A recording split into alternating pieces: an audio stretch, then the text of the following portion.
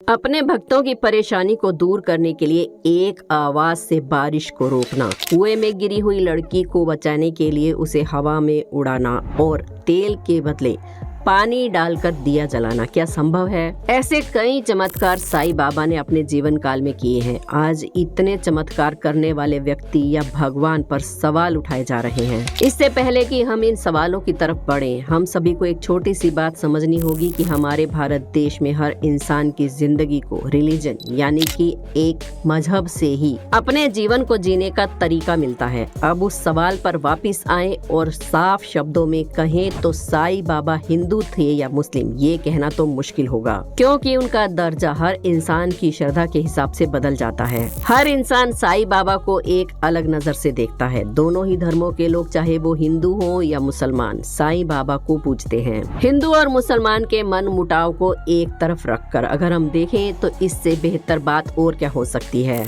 एक ऐसा व्यक्ति या महापुरुष जो दोनों धर्म के लोगों को एक मकसद के लिए एक साथ कर देता है। भगवान के लिए प्रेम और चिंतन की बात हो या फिर अल्लाह की इबादत, दोनों ही बातें ये बताती हैं कि हमारी धर्मों को अलग अलग करने की आदत कभी बदली ही नहीं जा सकती। कुछ लोगों का ये मानना है कि साईं बाबा मुस्लिम फकीर, पाखंडी और एक फ्रॉड इंसान थे, जबकि कुछ लोग साईं बाबा को एक मुसलमान की तरह नहीं देखते हैं। साईं बाबा की कुछ विशेषताएं थी जिनकी वजह से उन्हें एक मुस्लिम की तरह देखा जाता था, जैसे कि उनका टोपी पहनना और सूती कपड़े पहनना। इतना ही नहीं, उन्होंने अपनी ज्यादातर जिंदगी एक खाली मस्जिद में काटी थी। आखिर क्यों साईं बाबा ने बस्ती में एक हंसी खुशी की जिंदगी को छोड़कर एक खाली पड़ी मस्जिद में रहने का फैसला किया, ये बात तो सिर्फ वही जानते थे। लेकिन साईं बाबा किस धर्म के हैं, ये बात पता लगाना भी कोई आसान नहीं है। हम जिस घर में जन्म लेते हैं, तकनीकी तौर पर हम उसी धर्म से बिलोंग करते हैं। साईं के लिए भी ये बात लागू होती है और आज तक ऐसा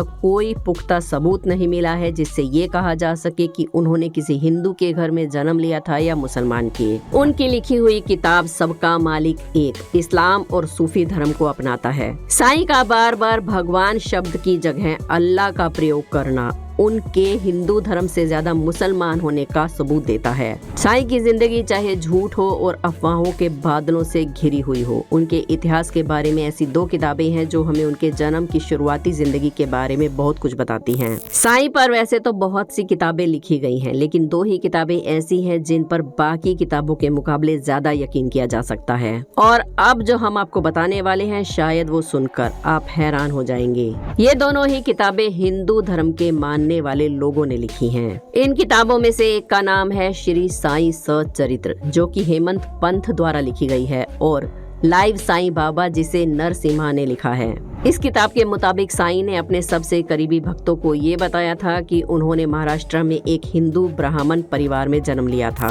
जैसे ही वो 5 साल के हुए तो उनके माता पिता ने साईं को एक मुस्लिम फकीर को सौंप दिया, और जब वो 9 से 10 साल के थे तब उस फकीर की भी मृत्यु हो गई। फकीर के देहांत के बाद साईं को गोपाल राव देशमुख ने पाला। गोपाल राव वेंकटेश के बहुत बड़े भगत थे और साईं की सोच और विचार को इस बात ने काफी ज्यादा इन्फ्लुएंस किया। तो अब वापिस आते हैं उसी सवाल पर जहां से हमने ये वीडियो शुरू की थी।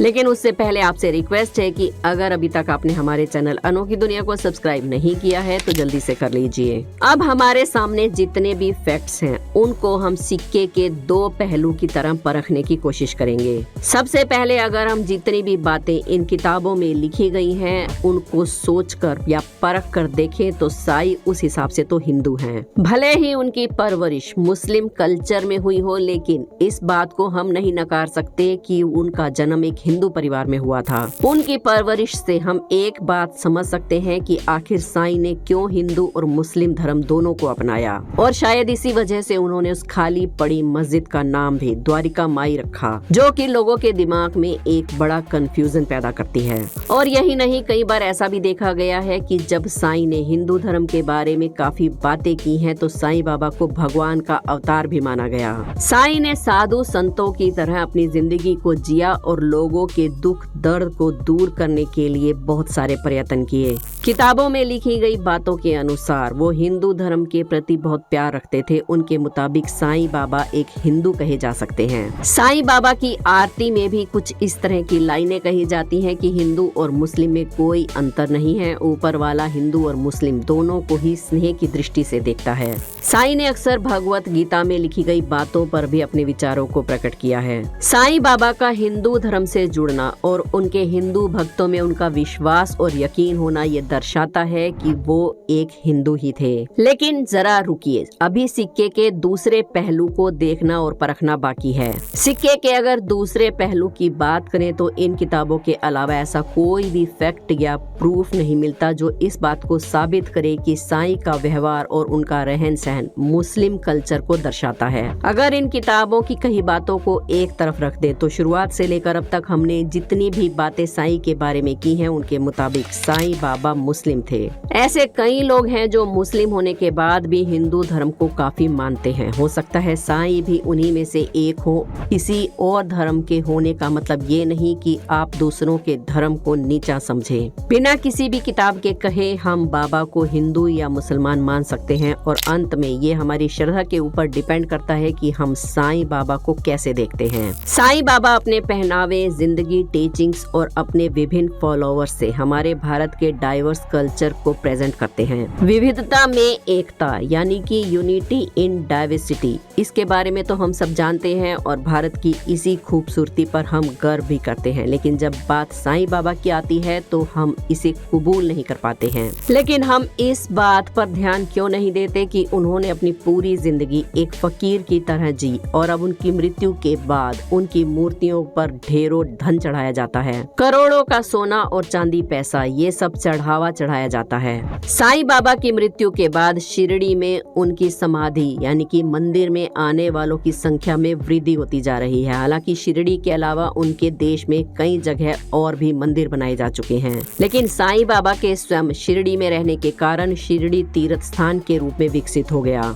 हर साल चैत्र शुक्ल नवमी को यहाँ एक विशाल यात्रा आयोजित की जाती है। 19वीं शताब्दी में साईं बाबा के भक्तों की संख्या सीमित थी, लेकिन अब शिरडी के साईं बाबा मंदिर में प्रतिदिन औसतन 25,000 तीर्थ यात्री आते हैं। धार्मिक त्योहारों के दौरान ये संख्या 1 लाख तक पहुंच जाती है। मंदिर का आंतरिक भाग और बाहरी परिसर दोनों ही सोने से ढके हुए हैं। मंदिर के अंदर साईं बाबा की बेहद सुंदर मूर्ति मौजूद है। मंदिर के सभा भवन के राइट साइड के शीशे के हॉल में चिलम, हुक्का, सुराही, पादुका, छाता आदि साईं बाबा द्वारा प्रयोग किए जाने वाली वस्तुएं रखी गई हैं। मंदिर का प्रबंधन श्री साईं बाबा ट्रस्ट द्वारा किया जाता है। साईं बाबा की पालकी का जुलूस हर गुरुवार को समाधि मंदिर से द्वारिका माई तक जाता है और फिर वापस साईं बाबा मंदिर तक जाता है। साईं ने कबीर की तरह कभी भी अपने को जाति के बंधन में नहीं बांधा। हिंदू हो या मुसलमान, साईं ने सभी के प्रति समान भाव रखा। साईं ने हमेशा मानवता, प्रेम और दयालुता को अपनाया।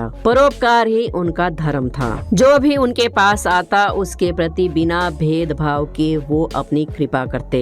साईं के इसी व्यवहार ने उन्हें शिरडी का साईं बाबा और भक्तों का भगवान बना दिया। तो दोस्तों, साईं बाबा का धर्म पता लगाना उतना ही मुश्किल है जितना भूसे के ढेर में से सुई ढूंढना। लेकिन कम से कम हम उनके द्वारा सिखाई गई बातें, उनके व्यवहार, उनकी टीचिंग्स को अपनी जिंदगी में उतारने की कोशिश तो कर ही सकते हैं। पूरी वीडियो देखने और सुनने के बाद आपका क्या विचार है? साईं बाबा हिंदू थे या मुस्लिम, या फिर उन्हें धर्म के चश्मे से ना देखकर उनके भक्तों की, उनके फॉलोअर्स की श्रद्धा पर ही छोड़ देना बेहतर है? आपका इस बारे में क्या ख्याल है? हमें कमेंट्स में जरूर बताएं। वीडियो पसंद आई हो तो एक लाइक जरूर करें। हमारे चैनल अनोखी दुनिया को सब्सक्राइब करके बेल आइकन को जरूर प्रेस कर लें, क्योंकि हम आपके लिए इसी तरह की इंटरेस्टिंग और नॉलेजेबल वीडियो लाते रहते हैं। कल फिर मिलेंगे एक और वीडियो में। धन्यवाद।